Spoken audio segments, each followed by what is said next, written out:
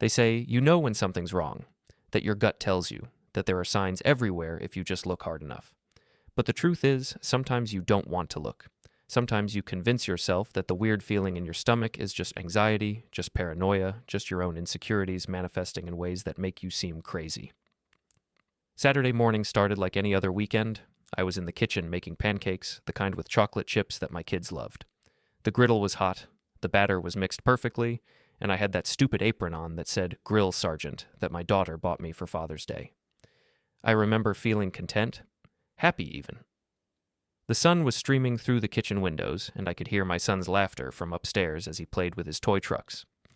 That's when Lena walked in, my wife of 8 years, mother of my 2 children, the woman I'd built a life with, bought a house with, planned a future with. She looked different that morning, though I didn't consciously register it at first. It was subtle. Her hair was curled in a way she usually reserved for dinner parties or work events. She was wearing makeup, not heavy, but definitely more than going to the zoo with kids makeup, and the perfume. That perfume she wore maybe 5 times a year, the expensive stuff that came in the black bottle with gold lettering. "Morning," she said, her voice bright and cheerful. Too cheerful, maybe. "The kids are so excited about the zoo today." I flipped a pancake, watching it land perfectly golden brown side up. "Yeah, that's great. Weather's supposed to be nice." "Perfect for it," she said, pouring herself coffee. "We'll probably be gone most of the day. You know how the kids are when they get going." "Want me to come along?" I asked, not because I particularly wanted to spend my Saturday walking around looking at animals, but because that's what dads do. That's what husbands do. No, she said quickly. Too quickly. "You've been working so hard. Take the day for yourself, play some video games, watch that show you've been wanting to catch up on. We'll be fine." I should have known then. I should have listened to that small voice in the back of my head that said something wasn't right. But I didn't. I smiled and said, "All right, if you're sure." The kids came thundering down the stairs moments later. My daughter Emma, 7 years old, with her mother's dark hair and my green eyes. And my son Michael, 5, all energy and excitement and unstoppable enthusiasm for everything. "Daddy, Mommy's taking us to see the lions," Michael shouted, climbing onto his chair. "And the penguins," Emma added. "I want to see if they remember me from last time." I laughed, setting plates in front of them. "Penguins don't remember people, sweetie." "These ones might," she said with the absolute certainty that only 7-year-olds possess. Lena checked her phone. Once, twice, 3 times in the span of 2 minutes. Each time she angled it away from me, just slightly. Not obviously, but enough. I kissed both kids on their foreheads, told them to listen to their mother, to stay close, to not run off. All the things parents say 1,000 times that kids only half listen to. Then I walked Lena to the door while the kids finished eating. "Have fun," I said. She kissed me. Not a peck. A real kiss. The kind that felt like it meant something. Or maybe the kind that felt like goodbye, though I wouldn't realize that until later. "Love you," she said. "Love you too." And then they were gone.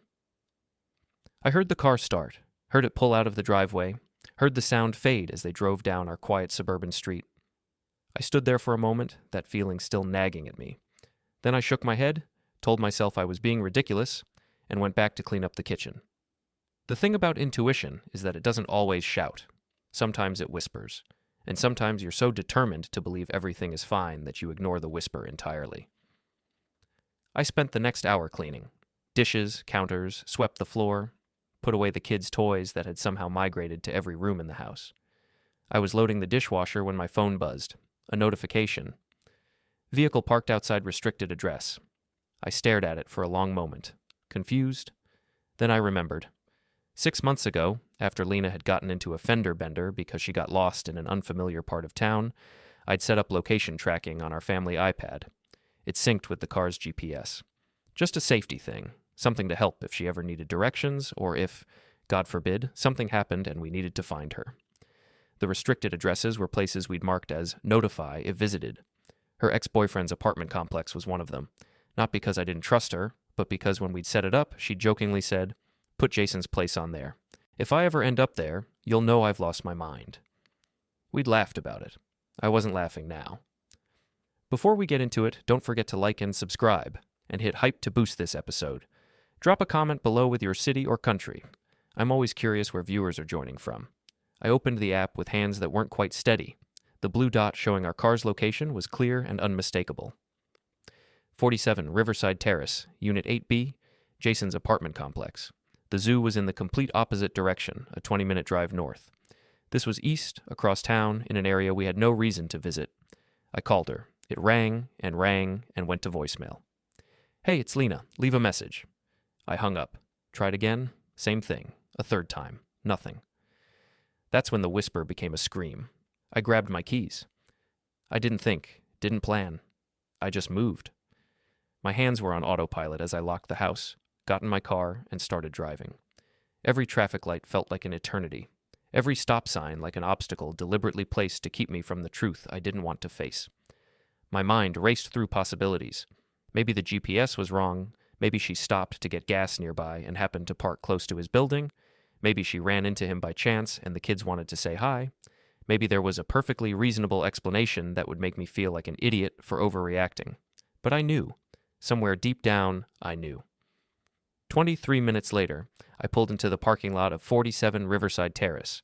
Our car was there, parked in a visitor's spot, right where the GPS said it would be. I sat in my car for a full minute, gripping the steering wheel so hard my knuckles turned white. I could turn around. I could leave. I could choose not to know. Some doors, once opened, can never be closed again. But my kids were in there.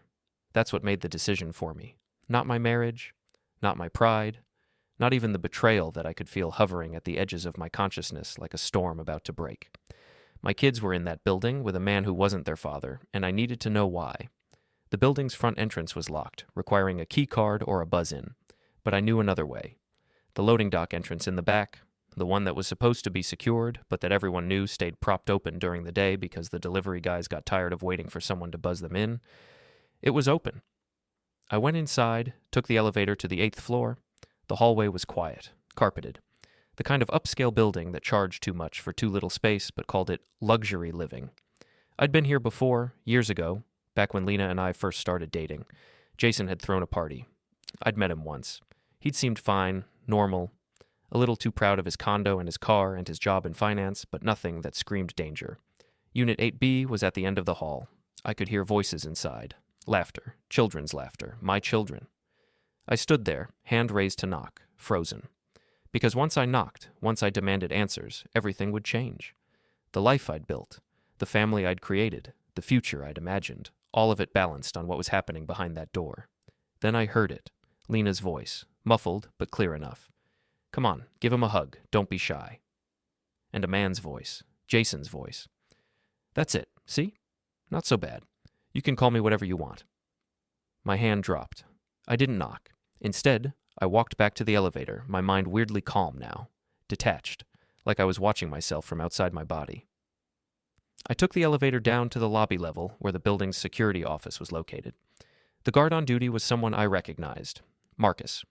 I'd done some contract IT work in this building about 2 years ago, upgrading their security camera system. We'd gotten along well. He was in his late 50s, a veteran who'd transitioned into security work after 20 years in the Army. We'd spent hours talking while I installed cameras and configured the network. He told me about his daughter Rachel's college plans at Northwestern, how proud he was that she wanted to be a civil engineer like he'd been in the military. I'd helped him figure out his retirement account contributions, explained the difference between traditional and Roth IRAs, helped him understand his VA benefits. He looked up from his desk when I walked in, his face breaking into a smile that died the moment he got a good look at me. "Ethan?" he said, half rising from his chair. "What are you doing here? Everything okay?" I must have looked terrible. I could feel my hands shaking. My jaw was so tight it hurt. There was a ringing in my ears that wouldn't stop. "Marcus," I said, and my voice sounded strange to my own ears. Flat, empty, like I was speaking from underwater. "I need a favor. A big one." He came around the desk now, his training kicking in. He'd seen enough distressed people in his career to recognize the signs. His expression shifted immediately from friendly to concerned, his body language changing to that careful readiness that military people never quite lose. "What's going on?"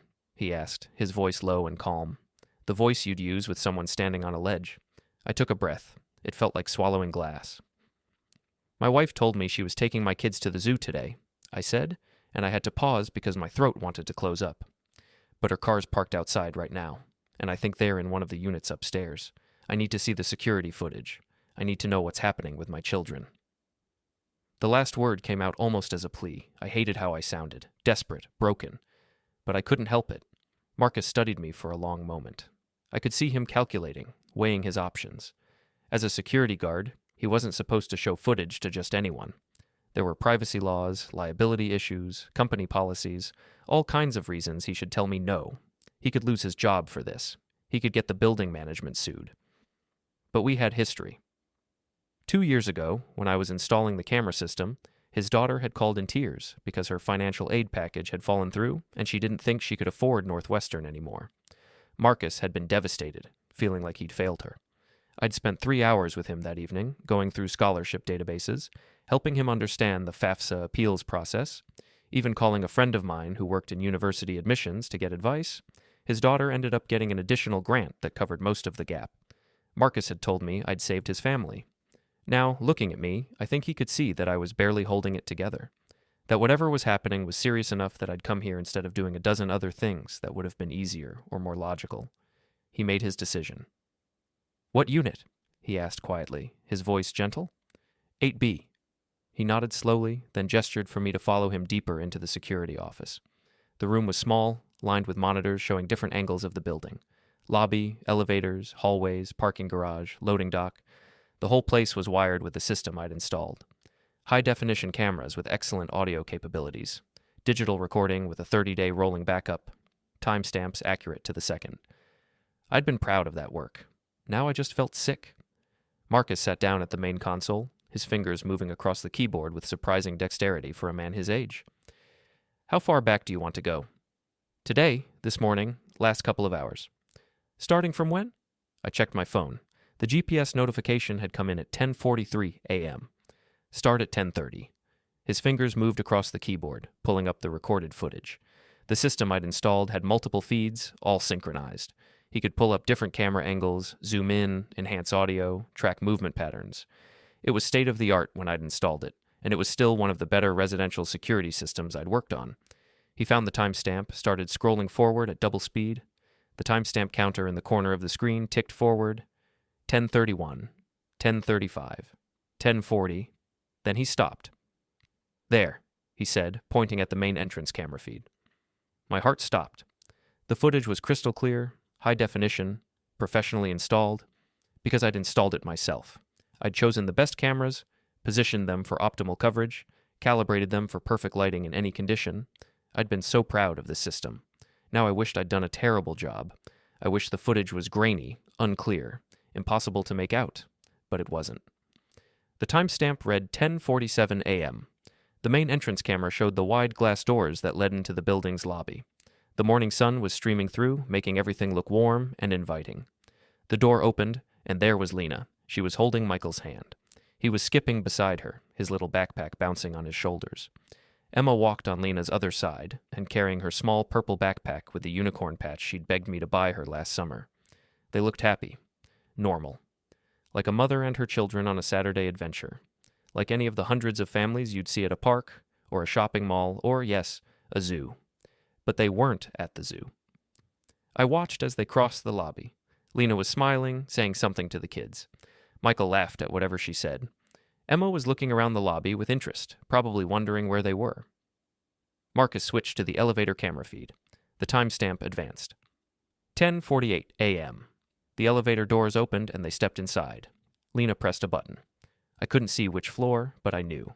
The camera angle showed all three of them clearly. Michael was playing with the zipper on his jacket. Emma was asking Lena something, pointing at the floor buttons. Lena leaned down, said something, smoothed Emma's hair back from her forehead in that gesture mothers do 1,000 times.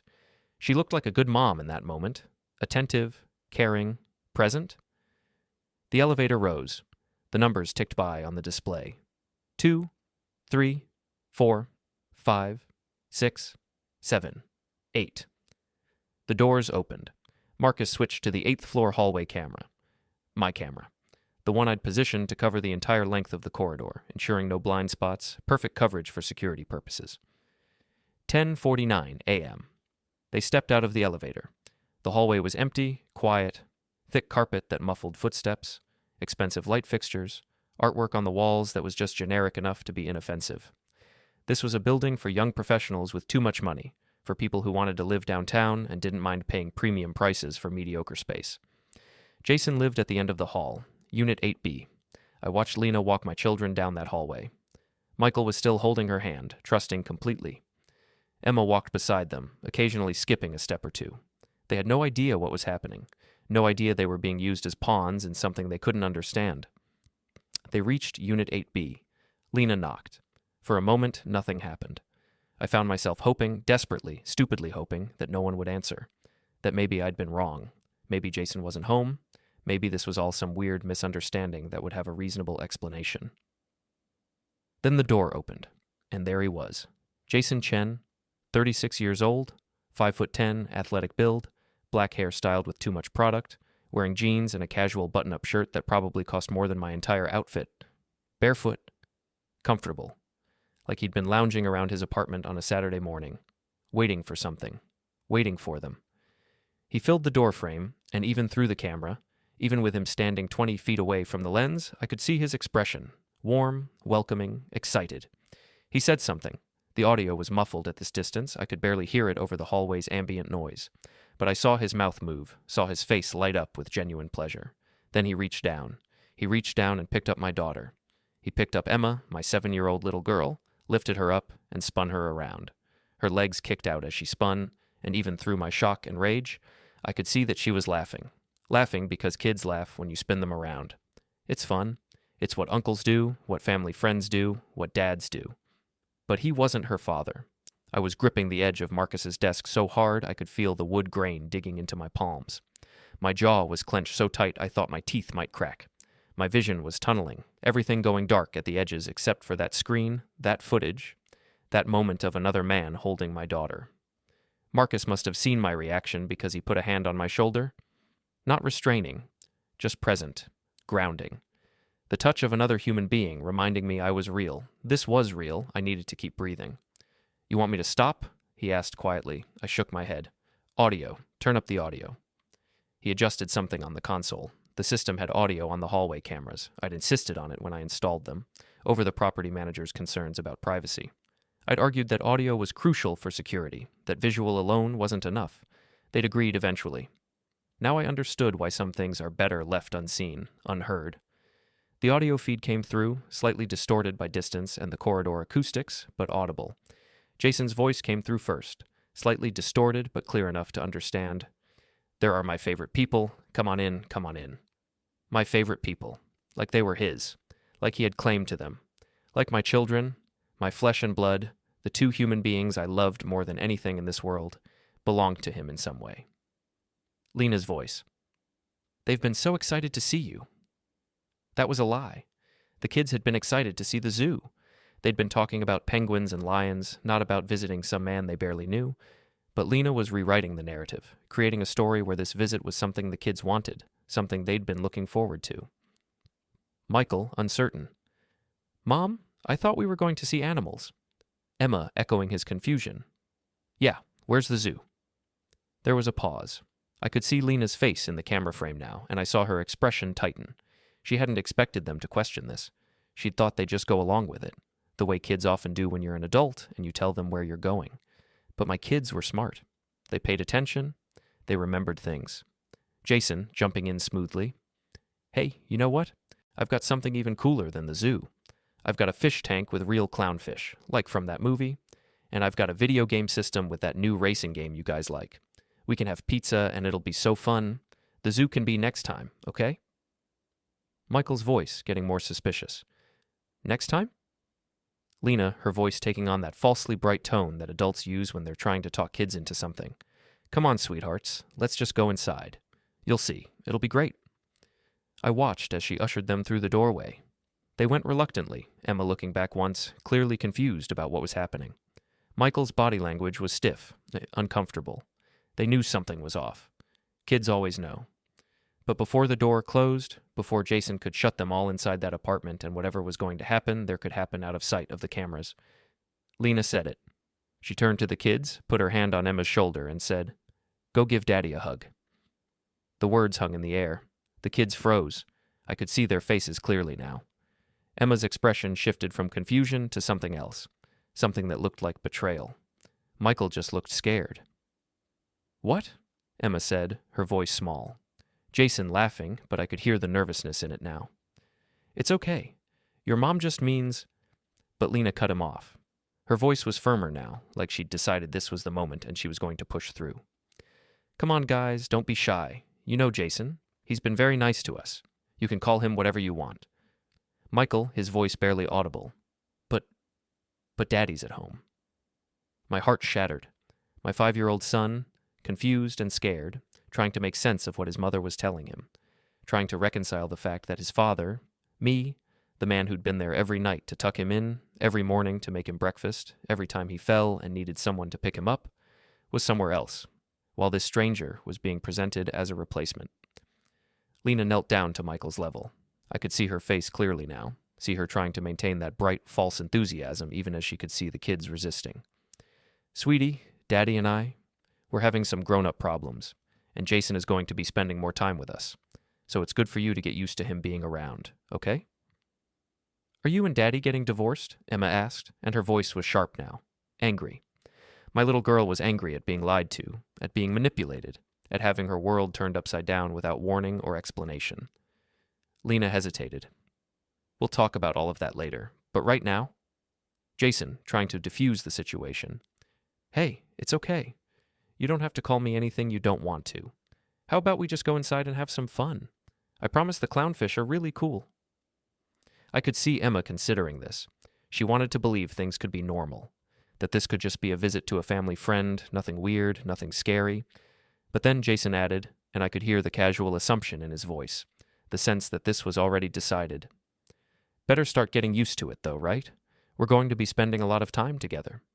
And he said it with a smile, like it was a good thing, like he was offering them something wonderful instead of asking them to accept the destruction of their family.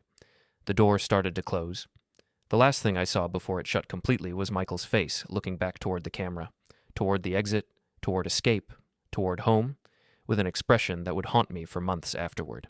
Fear, confusion, and worst of all, the dawning realization that the adults in his life weren't protecting him. They were using him. Then the door clicked shut, and they were gone from view. The timestamp on the screen read 10:52 a.m. 5 minutes. 5 minutes from arrival to disappearance into that apartment. Marcus stopped the playback. The security office was silent except for the hum of the monitors and the distant sound of the building's HVAC system. I was gripping the desk so hard my hands had gone numb. My jaw ached from clenching. There was a roaring in my ears that I couldn't identify as anger or grief or shock. Maybe it was all three. Marcus looked at me with an expression I couldn't quite read. Pity, maybe, or recognition. He'd been in combat. He'd seen people break. Maybe he could see me breaking now. "Ethan," he said carefully, "do you need a minute?" I shook my head. If I took a minute, if I let myself feel what I was feeling, I'd never be able to function again. I'd collapse right there on his office floor and never get up. "Can you save that footage for me?" I asked, and I was impressed by how steady my voice sounded, like I was asking for a copy of a parking violation video, not documentation of my wife trying to erase me from my children's lives. "Send it to my email?" Marcus nodded immediately. Yeah, of course. I'll send you the full file, high resolution, with audio." "Thank you." "Ethan, I'm sorry, man. I'm really sorry. I don't even know what to say." I stood up. My legs felt weak, but they held. "You don't have to say anything. You just showed me the truth. That's all I needed." He stood too, and for a moment I thought he might try to hug me or offer some other gesture of comfort, but he must have seen something in my face that told him comfort wasn't what I needed right now. "What are you going to do?" he asked. I picked up my phone. The screen showed 11:34 a.m. They'd been in that apartment for 42 minutes now. 42 minutes of Jason playing the fun, cool guy, offering pizza and video games, trying to win over my kids. 42 minutes of Lena facilitating it, encouraging it, pushing them to accept this new reality she'd decided on without consulting me. "I'm going to go home," I said, "and I'm going to make sure this never happens again." I was gripping the edge of Marcus's desk so hard I thought the wood might crack. My jaw was clenched so tight I could feel my teeth grinding together, but I didn't explode, didn't scream, didn't break down. I just stared at that closed door on the monitor. Marcus looked at me, his face grave. "Ethan, I'm sorry, man. I'm really sorry." Can you save that footage for me? I asked, my voice still that weird, flat monotone. Send it to my email? Yeah, of course. Thank you, I said. That's all I needed to see. I walked out of that building with my phone in my hand and a clarity I'd never experienced before. Not angry, not sad, just absolutely perfectly clear about what needed to happen next. The drive home took 23 minutes, the exact same amount of time as the drive there, but I was a different person on the return trip. The man who'd left his house in a panic, hoping for a reasonable explanation, was gone. The man who'd still believed, on some level, that his marriage might be salvageable, that his family might stay intact, that man died in Marcus's security office watching footage of his wife trying to rewrite their children's reality. In his place was someone who understood exactly what was at stake and exactly what needed to be done. I didn't call a friend to vent, didn't call my parents to tell them what had happened, didn't stop at a bar to drink away the pain, didn't sit in the driveway crying or raging or breaking down. Instead, I walked into my house, went straight to my home office, and opened the locked filing cabinet in the corner. The office was my space, a converted spare bedroom with built-in bookshelves, a decent desk I'd bought from IKEA when we first moved in, and that filing cabinet I'd bought 3 months after that. Lena never came in here unless she needed something specific. She called it my man cave sometimes, teasing me about the sports memorabilia on the walls and the old college textbooks I'd never thrown away. She'd never asked what was in the filing cabinet because it contained boring work stuff, tax documents, old contracts, receipts for business expenses, the kind of mundane paperwork that makes people's eyes glaze over.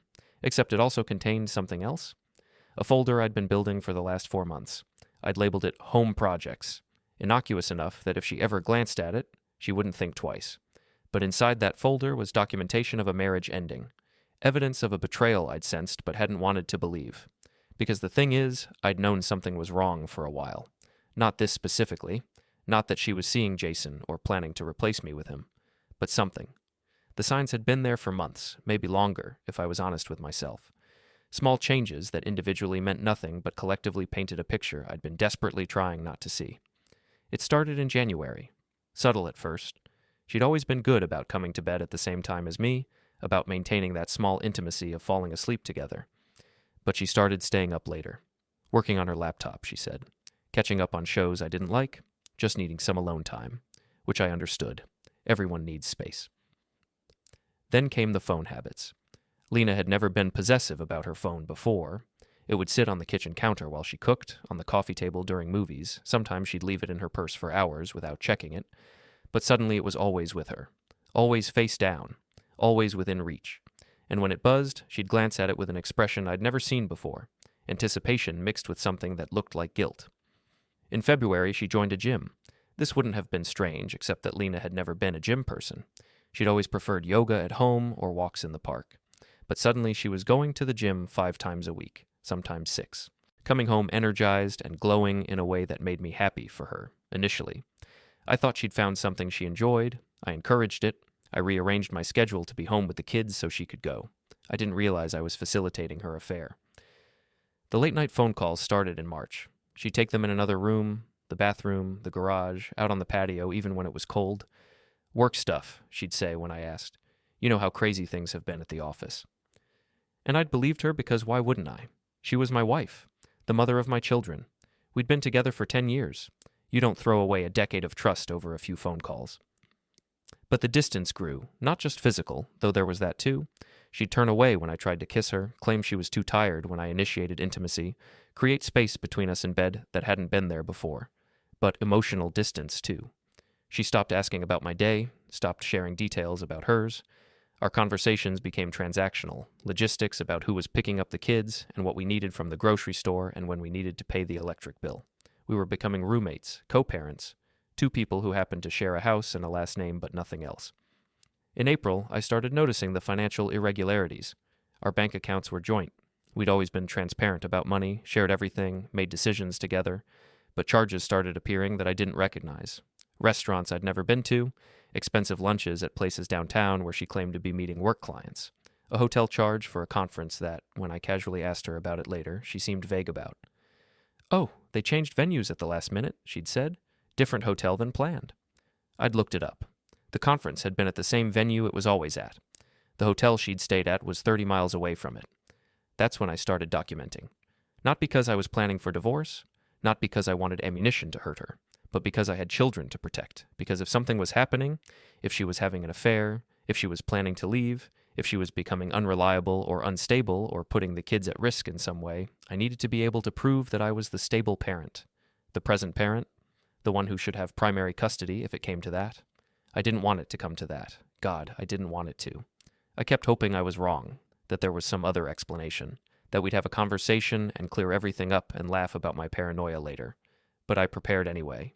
I started taking screenshots, bank statements showing those mysterious charges, credit card bills with line items that didn't match her explanations. I'd saved everything to a folder on my personal laptop, backed up to a cloud drive she didn't have access to, organized by date with notes about what each item represented. I'd found text messages. Not by snooping, I told myself. She'd left her laptop open one day when I was helping her troubleshoot a printer issue. The Messages app was on screen. I'd seen Jason's name, seen phrases like, "can't wait to see you," and "when we can finally be together."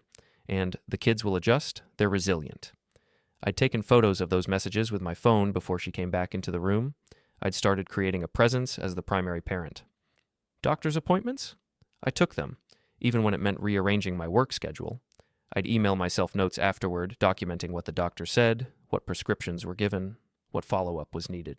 Parent-teacher conferences. I attended alone because Lena was too busy with work, or had a meeting she couldn't miss. School pickups. I handled them 80% of the time. I'd chat with the teachers, volunteer for class parties, join the PTA mailing list.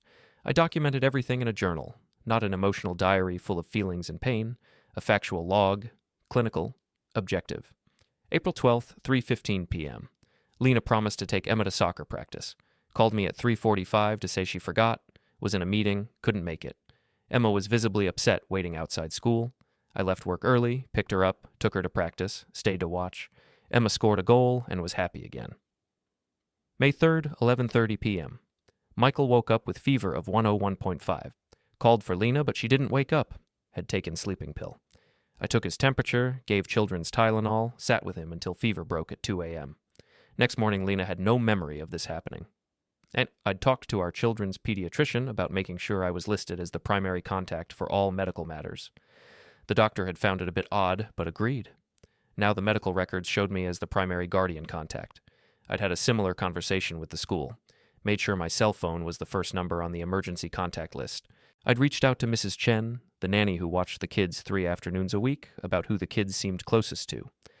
I'd taken screenshots of our bank account showing mysterious charges to restaurants I'd never been to.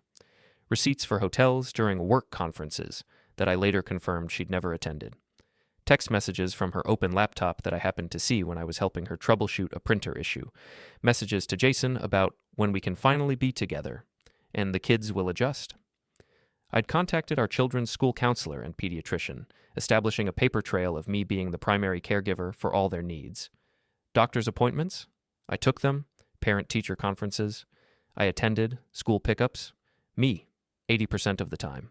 I'd consulted with a family lawyer, just an initial consultation. Paid in cash so it wouldn't show up on our joint account. Got advice on what evidence would matter in a custody case. What judges looked for. What would make the difference between shared custody and primary custody. I'd talked to our nanny, Mrs. Chen, who watched the kids 3 afternoons a week. Asked her, casually, who the kids seemed closer to. Who they asked for when they were upset. Who they talked about more. She'd told me, without me even having to push, that I was their primary attachment figure. That when they got hurt, they called for Daddy. That when they were scared, they wanted me. I'd asked her to write a brief statement to that effect, explaining it was just for personal records. She'd provided one, signed and dated. I'd even started keeping a journal. Not emotional, but factual. Dates, times, interactions documented clinically. I wasn't planning for divorce. I was planning for protection. For the possibility that if things went wrong, I would need to prove I was the stable parent, the present parent, the one who put the kids first. Now, pulling out that folder, I realized my preparation had been for exactly this moment. Inside was everything I needed. Bank statements, screenshots, the lawyer's consultation notes, Mrs. Chen's written statement, medical and school records showing me as primary contact. And now, thanks to Marcus, I had video footage. I sat down at my desk and began organizing everything into a timeline, a narrative, a case that would show any judge exactly what had happened and why my children needed protection. The thing about custody law is that courts are supposed to prioritize the best interests of the child above all else. In practice, that usually means maintaining stability, keeping established routines, preserving relationships with both parents whenever possible, and minimizing disruption to the children's lives. But when one parent demonstrates a clear pattern of putting their own desires above the children's well-being, when one parent actively tries to replace the other parent with a new partner, confusing and potentially traumatizing the kids in the process, when one parent shows such poor judgment that they can't be trusted to make decisions in the children's best interests, that's when courts get decisive. That's when the system actually works the way it's supposed to. I spent the next 3 hours working, printing documents, organizing folders, drafting a timeline, creating a packet that told a clear story. Here is a father who has been consistently present, engaged, and prioritizing his children, and here is a mother who has been increasingly absent, secretive, and as of today, actively attempting to manufacture a new family unit without consent or consideration for the children's emotional stability. By 4 p.m., I had everything ready, a briefcase full of documentation that would make any family court judge sit up and pay attention. Then I called the lawyer I'd consulted with 4 months ago. "Mr. Anderson," I said when he answered, "this is Ethan Morrison. We spoke back in June about a potential custody situation." "I remember," he said. "Has something changed?" "Everything's changed. I need to file for emergency custody immediately, and I have substantial documentation to support the claim. Can you be in my office in an hour?" "I'll be there in 45 minutes." I made the drive in a daze of focused calm. The lawyer, Robert Anderson, was a specialist in family law, with a reputation for being aggressive when necessary but fair-minded in general. He'd told me during our first consultation that he didn't take cases where the goal was simply to hurt the other parent, but he absolutely took cases where children needed protection. This was one of those cases. He reviewed my documentation with an expression that grew increasingly serious. The bank statements showing the affair-related expenses, the text messages revealing the intention to introduce Jason as a father figure, Mrs. Chen's statement, the school records, the medical history, and finally, the security footage from that morning. When he looked up at me, his expression was grim. "Mr. Morrison, this is one of the most thoroughly documented cases I've seen. Most people come to me with suspicions and emotions. You've come with evidence and a timeline. This is very concerning behavior on your wife's part." "Can we file for emergency custody?" I asked. We can. And based on this evidence, particularly the video footage showing her actively encouraging the children to call another man daddy without your knowledge or consent, I believe we have strong grounds. That demonstrates a concerning lack of judgment regarding the children's emotional well-being. Combined with everything else, this paints a picture of a parent who's prioritizing a new relationship over parental responsibility. "How quickly can we move?" "I can have the emergency filing ready by Monday morning. We'll request a hearing within the week. In the meantime, I'd strongly advise you not to leave the children alone with her until this is resolved. Do you have somewhere you and the kids can stay?" "My sister's. She lives 20 minutes away. The kids love her." "Good. Document everything from this point forward. Every interaction, every conversation, every decision. And Mr. Morrison, I need you to be prepared. This is going to get difficult. Your wife will likely be blindsided, and that can lead to unpredictable reactions. Stay calm. Stay focused on the children. Don't engage in arguments or recriminations. Let the evidence speak for itself." "I understand." "One more thing," he said, leaning forward. "In my experience, cases like this often reveal deeper patterns of behavior. As we proceed, more evidence may surface. Be prepared for that. But also be prepared for the possibility that your wife may try to reconcile or explain her way out of this. Don't let temporary emotions override what you know to be true. Your children's stability is what matters here." I shook his hand and left his office with a copy of the preliminary filing and a strategy for the week ahead. By the time I got home, it was close to 5:30. Lena and the kids would be back soon. I had to be ready. I packed a bag for myself and the kids, clothes, toiletries, their favorite stuffed animals, some books and toys. Not everything, just enough for a few days. I put the bag in my car trunk along with the briefcase of documentation. Then I called my sister, Rachel. "Hey," I said when she answered. "I need a favor, a big one. Can the kids and I stay with you for a few days starting tonight?" There was a pause. Rachel knew me well enough to know I wouldn't ask unless it was serious. "What happened?" she asked, her voice immediately concerned. "I'll explain when I see you, but yes or no, can we stay?" "Of course, always. You know that." "Thank you. We'll be there later tonight." "Ethan, are you okay?" "Not yet," I said honestly. "But I will be." At 6:23, I heard the car in the driveway. Car doors, the kids' voices, tired but happy. The front door opening. "Daddy," Michael called out. "We're home." I walked into the entryway. Michael ran to me, and I scooped him up, held him tight. Emma came over more slowly, tired from the day, and I pulled her into the hug too. "How was the zoo?" I asked, looking at their faces, looking for signs of confusion or distress. "It was fun," Michael said. "We saw lions and tigers and—" "We didn't go to the zoo," Emma said quietly, and something in her voice made me hold her tighter. "What do you mean, sweetie?" I asked, though I knew exactly what she meant. "We went to that man's house, the one Mom knows. He was nice, but it felt weird." "Weird how?" She shrugged, uncomfortable. "Mom wanted us to call him something, but I didn't want to. I wanted to see the penguins." Behind them, Lena stood in the doorway, frozen. She'd heard. She knew that I knew. "Kids," I said, keeping my voice calm and warm, "why don't you go upstairs and watch cartoons for a bit? I need to talk to Mom." "Are we having dinner soon?" Michael asked. "I'm hungry." "Soon, buddy, I promise." They thundered upstairs, their absence leaving a vacuum of silence. Lena finally moved, closing the door behind her. She set down her purse, looked at me with eyes that were already calculating, already preparing excuses. "Ethan." "Living room," I said. "Now." She followed me, and I could see her mind racing.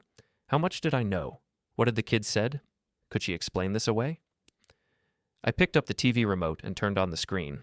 I'd already queued up the security footage on our smart TV, sent from Marcus to my phone to our home media server. I pressed play.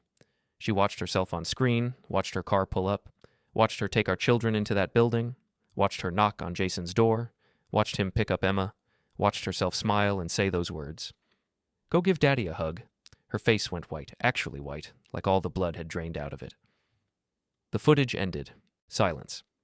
"Ethan, I can explain." I held up one hand. Just one hand, palm out. A stop sign.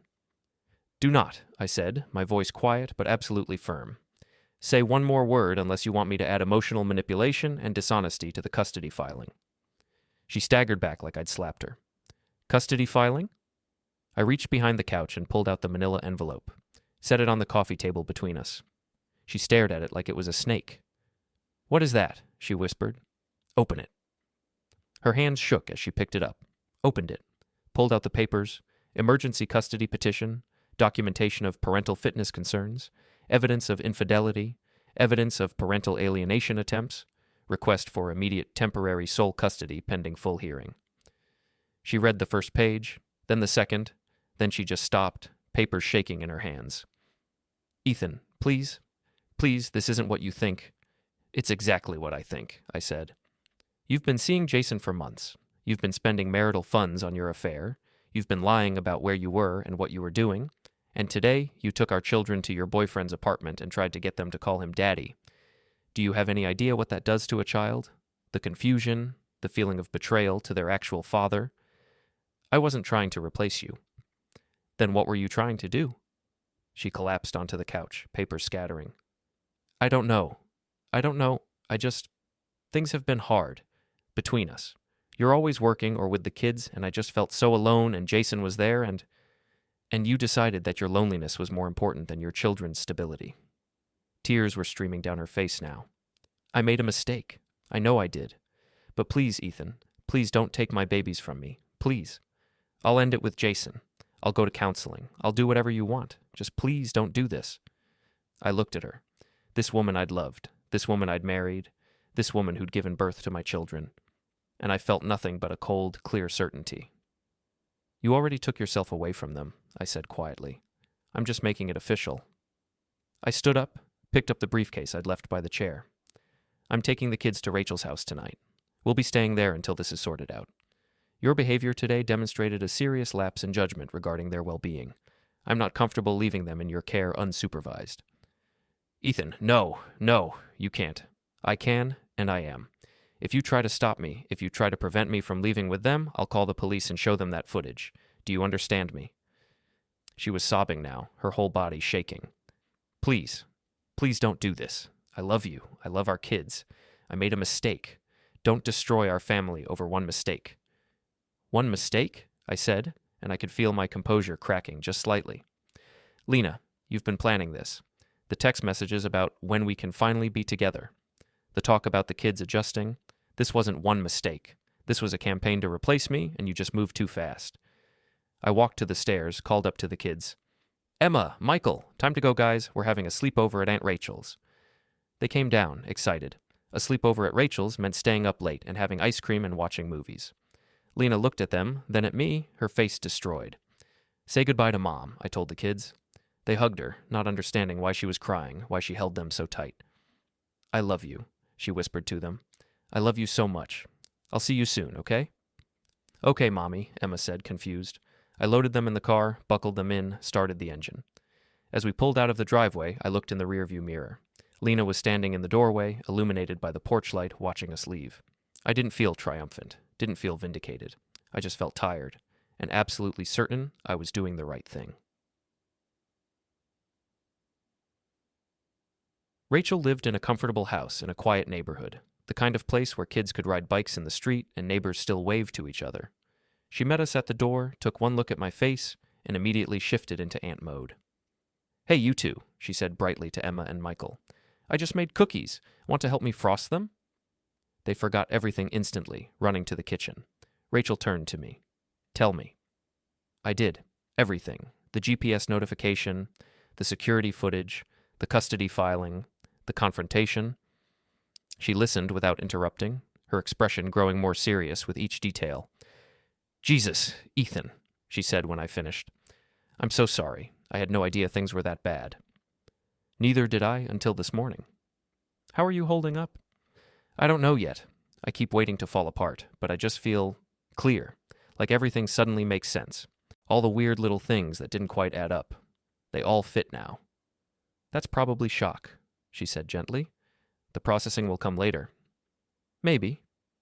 What happens next? We have a hearing scheduled for Wednesday. Emergency custody ruling. My lawyer thinks we have a strong case. And if you get it, then the kids stay with me as primary, and Lena gets supervised visitation until we can establish a permanent arrangement. And if you don't? Then we share custody 50-50 while the case proceeds, and I have to watch my kids spend half their time with a woman who thought it was appropriate to take them to her boyfriend's house and try to rewrite their family. Rachel was quiet for a moment. You know she's going to fight this. I know. It's going to get ugly. I know that too. But you're sure? You're sure this is what you want? I looked toward the kitchen, where I could hear my kids laughing with their aunt. I'm sure this is what they need, I said. That's all that matters. The next 3 days were a strange kind of limbo. The kids adjusted quickly to being at Rachel's, treating it like an extended vacation. I worked remotely from her spare bedroom. Lena called 17 times the first day. I didn't answer. She texted 43 times. I responded once. All communication needs to go through my lawyer from this point forward. Robert Anderson, Anderson Family Law. His number is in the filing you received. She tried to come to Rachel's house once. Rachel answered the door and calmly informed her that she wasn't welcome and that showing up uninvited was not going to look good to a judge. Lena left, crying. Her family started calling, her mother, her father, her sister, all of them angry, accusatory. How dare I take the kids from their mother? How dare I blow up the family over one indiscretion? Didn't I believe in forgiveness? Didn't I care about my marriage vows? I sent each of them the same response, a link to the security footage and a single sentence. Watch this, and then decide if you want to have this conversation. The call stopped. On Tuesday, the day before our hearing, my lawyer called. Lena's attorney reached out, he said. They want to negotiate. Negotiate what? She's willing to agree to temporary primary custody for you if you'll drop the emergency filing and work out a settlement arrangement instead of going to court. What's the catch? She wants it kept out of court records, no formal finding of unfitness, no permanent documentation of the incident. She's worried about how it will look professionally and socially. Tell her no. Ethan, tell her no. She had a choice this morning. She could have admitted what she did, apologized, and worked with me to figure out a way forward that kept the kids' best interests first. Instead, she tried to deny, minimize, and manipulate. If she wants to keep it quiet, she should have thought of that before she took my kids to her boyfriend's apartment. You understand that going to court means everything becomes part of the public record? Anyone can access it. Good. Let them. Let every future partner she has know exactly what kind of person she is. Let every school and activity know who they're dealing with. I'm done protecting her from the consequences of her choices. All right, I'll inform her attorney. Wednesday morning came. I put on my best suit, the navy one I wore to important client meetings. I made sure my documentation was organized in the briefcase. Rachel took the day off work to watch the kids. You got this, she said, squeezing my shoulder. You're a good dad. The judge will see that. The courthouse was downtown, an imposing building with too many stairs and too much marble. My lawyer met me outside. Ready? He asked. As I'll ever be. We went through security, rode the elevator to the third floor, found the right courtroom. Lena was already there with her attorney, a sharp-looking woman in an expensive suit who looked like she'd never lost a case she cared about winning. Lena looked terrible, like she hadn't slept, like she'd been crying for days. Part of me wanted to feel sympathy. Part of me remembered her telling my daughter to call another man daddy. The judge was a woman in her 60s named Patricia Henderson, who, according to my lawyer's research, had a reputation for being no-nonsense and kid-focused. She looked over her paperwork as we filed in, didn't look up until everyone was seated. This is a hearing for emergency custody in the matter of Morrison versus Morrison, she said, her voice crisp and professional. Mr. Anderson, you're filing on behalf of the petitioner? Yes, Your Honor. And the nature of the emergency? Your Honor, my client has documented evidence that the respondent has engaged in behavior demonstrating a serious lapse in judgment regarding the minor children's emotional well-being, specifically attempting to introduce a romantic partner as a parental figure without the knowledge or consent of the other parent, combined with a pattern of deception and financial impropriety. The judge looked at Lena's attorney. Ms. Chen, response? Your Honor, this is an overreaction to a single isolated incident blown out of proportion by a spouse who's angry about marital discord. There's no evidence of danger to the children, no evidence of abuse or neglect. This is a vindictive attempt to punish my client for personal relationship issues. Mr. Anderson, present your evidence. For the next hour, we laid it all out. The bank statements showing affair-related expenses, the text messages revealing plans to integrate Jason as a father figure, Mrs. Chen's testimony, school and medical records, and finally, the security footage. The courtroom was silent as the video played. The judge watched without expression. When the audio came through, "Go give Daddy a hug." Her jaw tightened slightly. The video ended. Ms. Chen, the judge said, do you have evidence to counter this? Your Honor, my client made an error in judgment. She acknowledges that. But one mistake doesn't warrant removing children from their mother. She's been a consistent parent for 7 years. She loves those children. She's willing to attend counseling, to end the relationship in question, to do whatever it takes to maintain her relationship with her kids. The judge looked at Lena directly. Mrs. Morrison, did you take your children to your romantic partner's home? Lena stood. Yes, Your Honor. Did you tell them to call him Daddy? A pause. Yes, Your Honor. Why? Lena's voice cracked. I thought we were going to be together, Jason and me, and I wanted the kids to get comfortable with him. I thought I was helping them adjust to a new family structure.